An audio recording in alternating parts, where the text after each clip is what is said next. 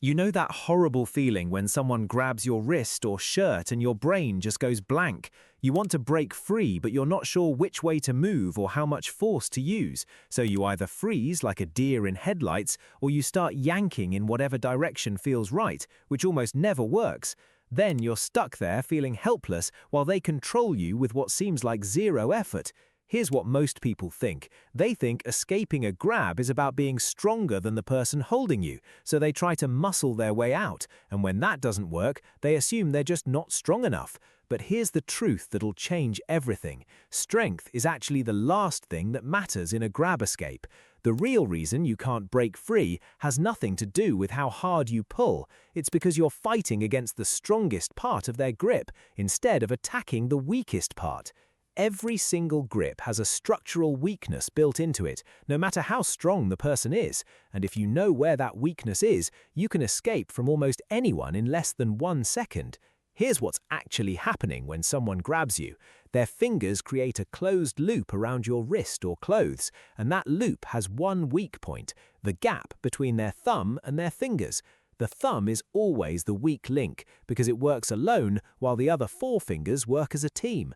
This isn't about strength, this is pure geometry.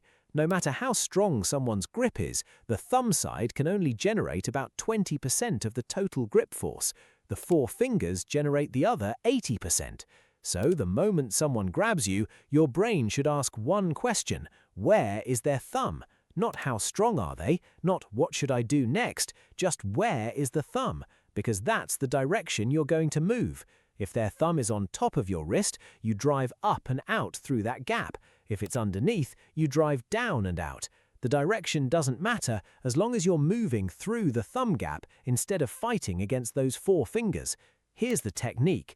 When you feel the grab, don't pull immediately. Compress first. Push your arm slightly toward their grip for just a split second.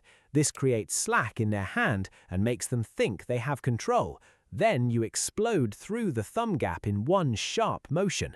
It's not a slow pull, it's a fast snap like cracking a whip. Let's say someone grabs your right wrist with their right hand.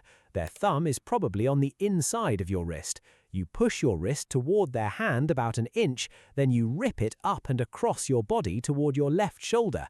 The whole thing takes less than a second and their grip collapses because you're not fighting it, you're dismantling its structure. Second thing, use your whole body. If your shoulders are tense, you lose half your power before you even move. The escape comes from your core and hips, not just your arm. When you compress and snap, your whole body should move as one unit. Drop your weight slightly, stay loose in your shoulders, and let your hips rotate into the direction of the escape. Here's how to practice this. Have someone grab your wrist with a firm grip. Don't tell them when you're going to move. Compress toward their hand, feel that slack, then snap through the thumb gap. Do this 10 times on each wrist.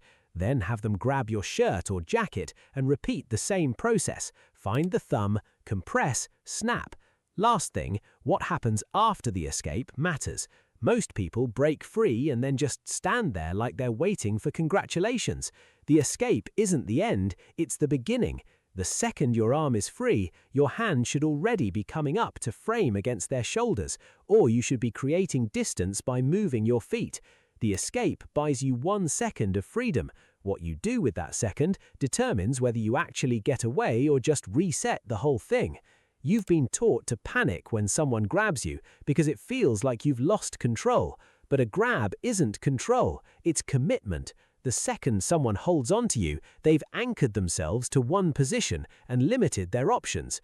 You know exactly where their hand is, you know where the weak point is, and you have the first move. Practice finding that thumb and compressing before you snap, and eventually it stops being a technique and starts being a reflex.